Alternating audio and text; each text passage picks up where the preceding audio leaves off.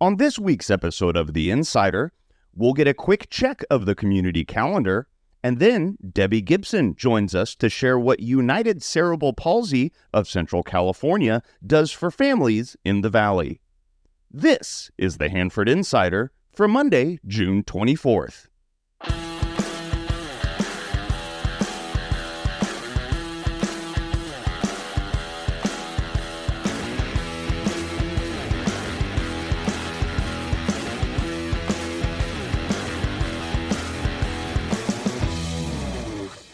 Hey there, everybody. Welcome to this episode of the Hanford Insider. I'm your host, Rob Bentley. Thanks for listening. The weather this week will continue to be warm with temperatures about 100 degrees or slightly higher. At the Thursday Night Marketplace this week, it's Agriculture Appreciation Night. The band Gen FM will be providing the entertainment. Speaking of, it was great to see so many of you at the Thursday Night Marketplace last week. Eric and I had fun meeting so many listeners. In community news, the Hanford City Council has certainly had a busy few weeks. At the meeting last Tuesday, they were able to recognize the Dispatcher of the Year, Stephanie Hernandez. They also approved a contract to construct the much-needed new concession stand and restroom building at the Youth Athletic Complex on campus in Greenfield. Construction will begin soon, and it should be ready for the 2025 opening day in March. The council renewed the contract with Fresno County to provide emergency dispatch services for the Hanford Fire Department. They renewed annual contracts for school resource officers with the local school districts. The council also voted to move forward with the revenue measure, which will appear on the November ballot. Hanford is one of only 30 cities that do not have a district sales tax. This measure will add a 1% sales tax to generate $19 million in annual revenue that will stay here in Hanford to fund a 10-year plan to improve the quality of life. Some local cities with a similar district tax include Avenel, Corcoran, Visalia, Tulare, and Porterville. To pass, the measure will need 50% plus 1 on November 5th in the general election. Randall Communications has been hired to coordinate the campaign to educate the voters on the need for the funding. An important component of the measure will be an oversight committee and a third-party auditor to ensure that the revenue will be spent according to the plans set forth by the Revenue Measure Committee and City Council. I would encourage all Hanford residents to educate themselves by going to the Hanford City website to look at the plan. The next City Council meeting is Tuesday, July 2nd. Here are some things coming up on our community calendar. Tipsy Canvas in Hanford is hosting a summer paint party for all ages on Tuesday, June 25th at 5:30 p.m. The cost is $25 per person, which includes canvas, paint supplies, snack, and drink. Visit Tipsy Canvas on Facebook for more information. Hop Forge Brewing is hosting another comedy night with comedian Feather DeWise on Tuesday, June 25th. Visit their website or Facebook for more information and tickets. Kings County Community Action Organization is having a summer block party at their main office on 11th Avenue on Friday, June 28th from 9 a.m. until noon. There will be family games, children's activities, Head Start enrollments, community resources vaccination clinic, and refreshments. Visit kcao.org for more information. The Children's Storybook Garden and Museum is hosting a Red, White, and Blue Day on Monday, July 1st from 10 a.m. until noon. Visit childrenstorybookgarden.org for more information. The Kings Players are presenting A Penny for Your Thoughts at the Temple Theater. If you haven't seen it yet, your last chance is this weekend. Visit kingsplayers.org for showtimes and tickets. The next show coming up for the Kings Players is Outward Bound in August and September. Tryouts are coming up on Monday and Tuesday evening at the Temple Theater. Visit kingsplayers.org for more information. The Carnegie Museum of Kings County presents Kings County's Asian Experiences. The museum is located at 109 East 8th Street and is open each Friday, Saturday, and Sunday from 1 to 5 p.m. Admission is $5 with a $10 family maximum. For more information, you can visit carnegiemuseumofkingscounty.org. The Hanford Toy Anime Comic-Con will be held on Sunday, July 7th from 11 a.m. to 4 p.m. at the Hanford Fraternal Hall. If you have an event coming up and you'd like some help getting the word out, let's work together. Send your information to hanfordinsider@gmail.com. Be sure to subscribe to my weekly newsletter to get a complete calendar of events.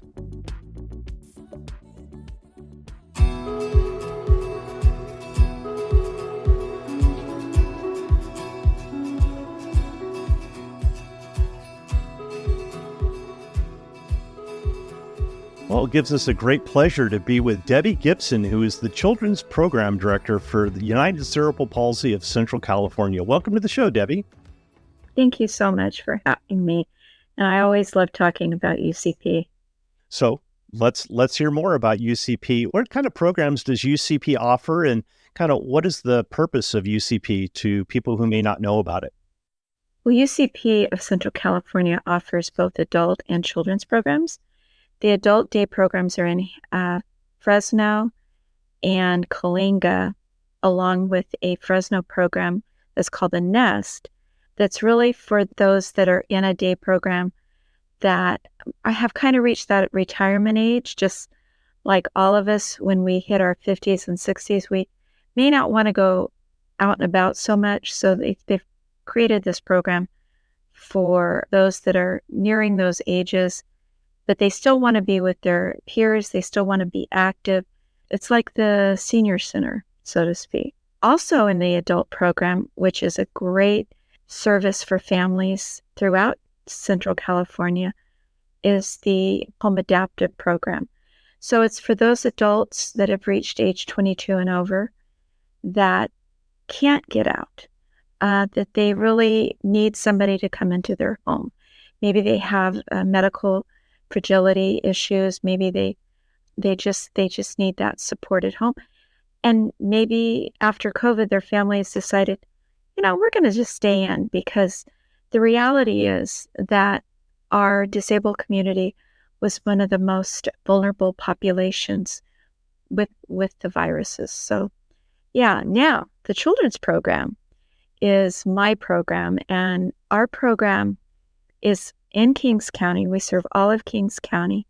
We have what we call the early intervention or early start portion for children birth to 3 that have been assessed and have at least a 25% delay in one area of development, and or they've already gotten a diagnosis. So we provide early intervention. We have speech therapy, occupational therapy, and we partner with a physical therapy team to provide those consultations that really lead our early intervention specialist into the strategies that can help the children. The reality is the parents are with their children a whole lot more than our hour and a half a week.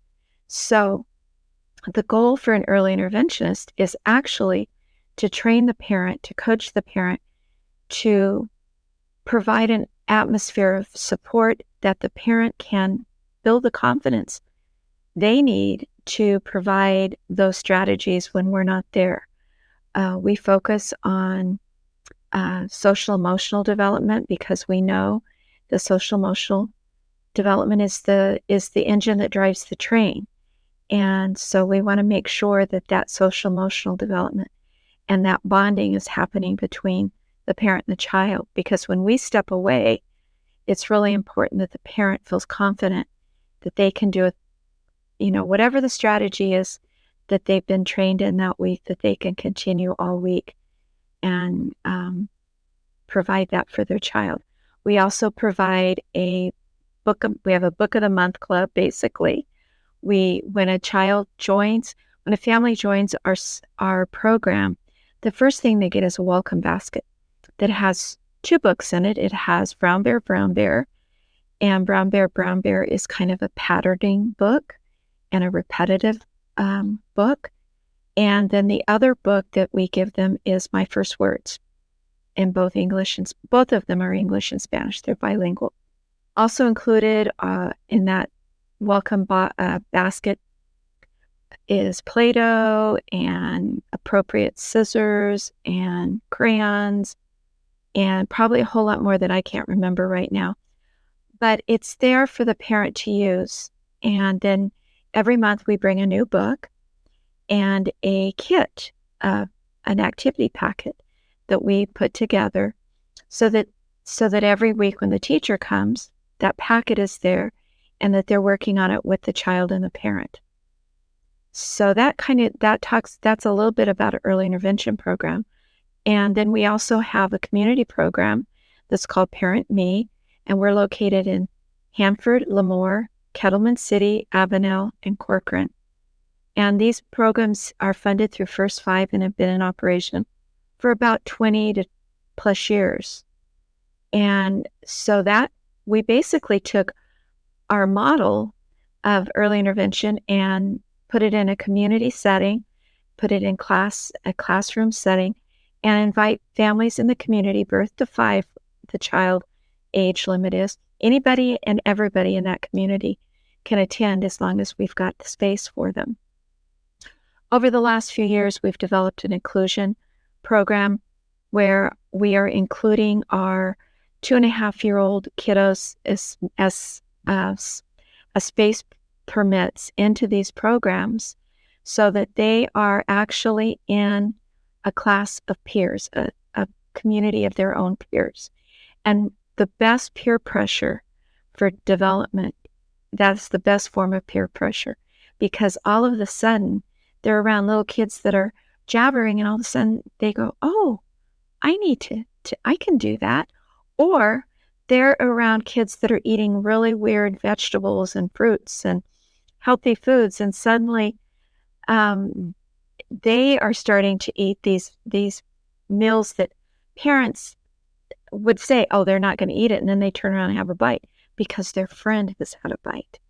So, and then finally, the last program we have is our Family Resource Center, because as a parent of a child that comes into our early intervention program, something's not right.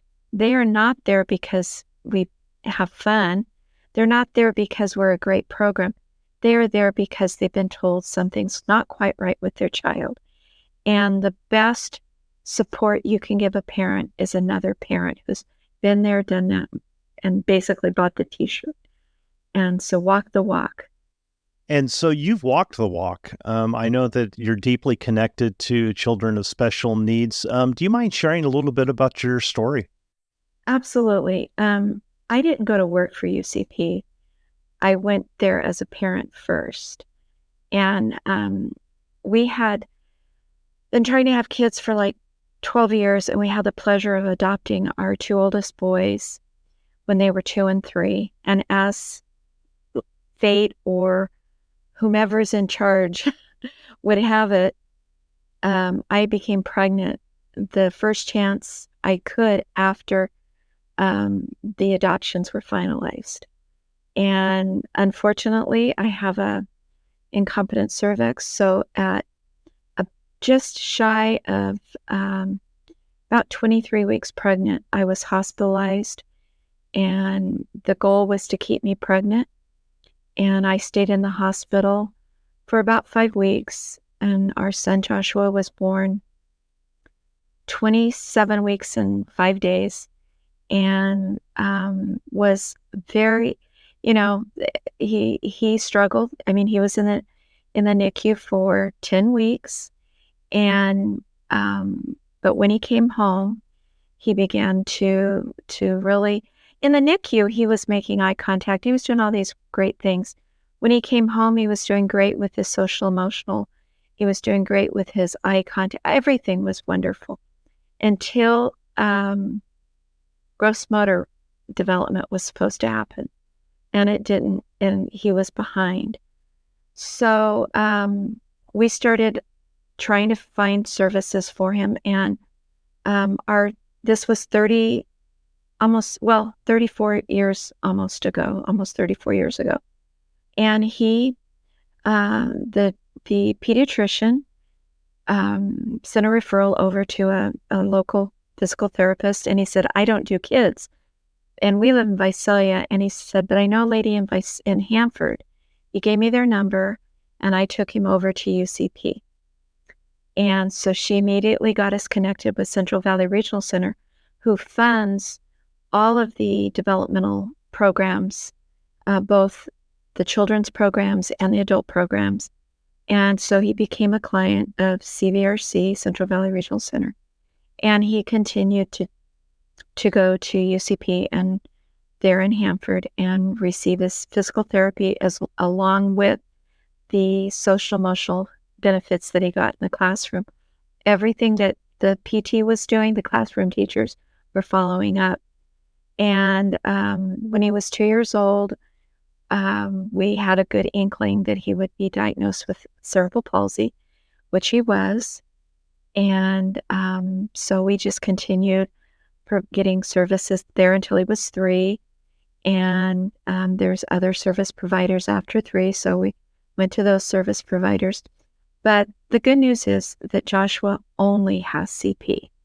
Babies that were born 34 years ago at 27 weeks, or babies that are born today like at 22 or 23 weeks gestation. And we were told that he would have a lot of developmental issues, that he would be blind and he might never walk or talk. But Joshua did. He did persevere through it. And his 2 older brothers were little mini wrestlers here at home, and my husband developed the Gibson Wrestling Federation, and they all have their Gibson names, or their names and their roles, and Joshua was right there with his brothers wrestling, and I feel like That's great. that really promoted his development. Today, Joshua is married with a beautiful daughter and a beautiful wife, and he is a BCBA, which is the letters behind his name says that he can treat people with behavioral delays and diagnosed with autism. So he works for a company that serves people with autism. And so he graduated high school, college, has his master's, and he really, but I really believe that as far as his development and everything that came along was based out of the couple years that we were at UCP. He started when he was about a year old. He has a great story, but it's people will say, oh yeah, you guys did really great with him. But the reality is that if he hadn't had his own determination he idolized his brothers, and he wanted to do anything and everything they did, and they were and are great athletes today. And so he just keeps on going.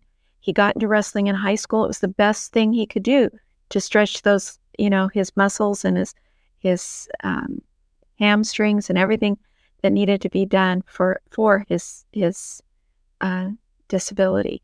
And I don't even think about him being disabled. Our other son, everything that happened that we were told that would happen with Josh, and as fate would have it, I did get pregnant again. And unfortunately, he had a stroke during my pregnancy, and Jacob was born full term. We made sure of that, and he eventually was diagnosed with severe brain trauma. He did not have a motor cortex, a vision cortex, or a language cortex. So he was diagnosed with severe CP, severe intellectual disability, blindness, obviously no language, though he could communicate. And he was really our guiding light, because we really, my husband and I both changed our careers because of him. And I went after when he was about 4, he was enrolled in the local special education program here in Tulare County. I went back to work, and I went back to work at UCP. And I started off, I was going to sub, and I was only going to be there a couple of months. And here it is 26 and a half years later, and I'm still there. And but I worked as a peer parent. I started as a peer parent, supporting other parents who were there going through what they were going through. And went back to school, and eventually was asked to take the helm of the children's program 7 or 8 years ago, when my predecessor retired. Well, you've been there and you are continuing to be there and inspire others. I was wondering, what kind of advice would you give to parents who maybe need that encouragement? Maybe they don't know what's going on. How can they find support with UCP? I know that's a huge piece of the puzzle, but can you share with us a little bit about encouragement services that you provided and support services? Absolutely. As a parent, especially with both of my kids, the last thing I wanted to hear was there was something wrong. And as a parent, and I always share this with parents, but there are core values that we have that are developed in our early years, all of us. And I never picked up a baby doll that had a seizure disorder or who had CP or was visually impaired or had other disabilities. Every baby doll we pick up as a child, they're perfect. There's nothing wrong with them. And that becomes a core value. And the reason it becomes a core value is that as the toddler, somewhere between 10 and 18 months, we start pretending to be mommies or daddies. And so that's very embedded in us. And so we never think about us being, we may think, oh, this, when you're pregnant, you might think about it, but it never filters to the front, if so to speak. So the first thing I will tell parents is not to beat themselves up because they don't see what's happened. They don't see what's in front of them. Or that they put it off. I put it off. I didn't ask for help sooner, because it's a core value and you have to shape that core value to accept that I need to do something. And once you ask for help is there. Talk to your pediatrician. If you're concerned about your child and your pediatrician tells you, and I don't want to say this negatively, but sometimes they'll say, wait, give it time. And sometimes that's the truth. Sometimes it is, just give it time. And sometimes I will tell a parent that, because based on what I know, and sometimes parents are like, especially my teachers, my staff, because they're in it, they're saying, oh, I'm kind of, and I'll say, bring them in. And so what I would say, parents in Kings County that are listening and they've got concerns, specifically from birth to age 5, call us. Our number is 559-584-1551 and ask for a screening. We can do that. We can screen.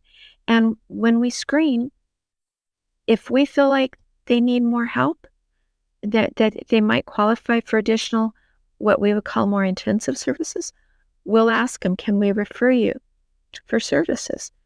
And if not, if we don't feel like, they wouldn't qualify, then we're going to follow up with them. And then we're going to check in with the family in a month or two to see if things are doing better. And if they're not, and so we're there, and it's really, really simple. And there is absolutely no judgment. I think that is the hardest thing sometimes for parents, is that they think that there's going to be judgment, that somebody is going to judge them because they took too long to get in, or they held their baby all the time and now they didn't do tummy time. There's no judgment to that. But there is strategies to help them move forward. And we understand it. As a grandma, I never put my grandkids down on the floor when I had them. And they they would go home and want to be held. I said, oops, that was my bad, but really not. You can't spoil a baby. You can't. They need that skin to skin touch. They need to be held. That's what they need. And their brains are telling them that's what they need. So it's okay. But yeah, we're happy to help in any form or fashion that we are able to do. So I understand you're going to get some more time to hold those babies and grandchildren and spend more time with your family. Let's hear about your upcoming retirement. Well, yes. I will be done working officially till June 30th. My son that I told you, our second-born son, was not supposed to live past age 5. And he passed away just shy of his 30th birthday. So that was in November. And he was the only reason that my husband and I were still inhabiting the home life. He stayed at home with us. We had 2 fabulous caregivers that would come in every day and help with him, and allowed me to be his mom and not so much his nurse. And he required a lot. He required 24/7 care. That meant that we needed to be here most of the time with him. And so when he passed, we carried a lot of guilt just simply because we now have an opportunity to travel, something that's on our bucket list. Our bucket list for both of us is to travel and see every state and to do something in that state that's about that state. So like we're going to go to Vermont. We've been there. We had the opportunity to take a few days off a couple years ago. We've been there, but we went during the summer when there was no fall foliage. So we want to go back for the fall. But going to Vermont means you got to go to a syrup farm. You got to go to a maple tree farm. So that's just an example of some of the things we want to do. We want to do something in every state. We traveled a lot before we had kids. We traveled with our kids and with Jacob until he couldn't travel any longer. So we've been places, but now we really have an opportunity. So we don't want to wait until we can't. So we're gonna go ahead and go for it.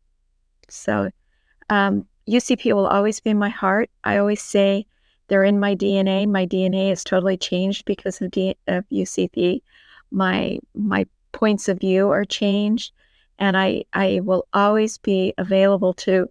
That's what I tell my staff now. Don't worry, I'm still there. If you have a question, or you need me to come. If you need me to come do a training, I'm happy to do that.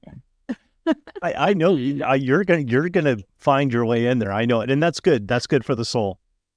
It is, absolutely. UCP really was what I needed for me and for my spirit when I went back to work. It was just a huge blessing for me. Well, that's wonderful. Debbie, I want to thank you so much for coming on the show. And I'd also like to give a shout out to Barbie Brown, who suggested the interview. Thanks, Barbie, and for all the work that both of you do. And Debbie, can you give us the website and maybe some social media sites that people can go to find out, to learn more about UCP? Yes, absolutely. First of all, just let me tell you that Barbie was one of my very first moms that was in the program when I was a peer parent. And I was so excited when I met up with her again a few years ago. And she's just, and to bring her on board to be part of our program has just been a real pleasure. So our website is ucpcc.org. We have the same call letters for Facebook, Indeed, Instagram, and X, and probably more. There's a lot out there, that's for sure. Yeah. Debbie, again, thank you so much for coming on the show. And we really appreciate everything that you've done for the children in the Valley, and we wish you the best in your retirement. Thank you so much for having me. I really appreciate being able to share about our programs at UCP Central California. Thank you. Well, that's all the time we have for this week's show. If you'd like to support the show, you can go to buymeacoffee.com/Hanford Insider. If you'd like to join the Hanford Insider email list, stop by my website at hanfordinsider.com to sign up for updates. You'll also get an exclusive copy of my newsletter in your inbox each week. You can also send me feedback by voicemail through my website by clicking on the microphone icon. I'd love to hear from you. Your comments may even be shared on the show. Also need your help getting the word out about the show by liking and sharing on social media or telling a friend.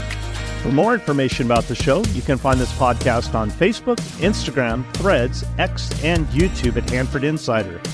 If you have a show idea, be sure to email me at hanfordinsider@gmail.com and I'll look into it. Thanks for listening. Have a great week.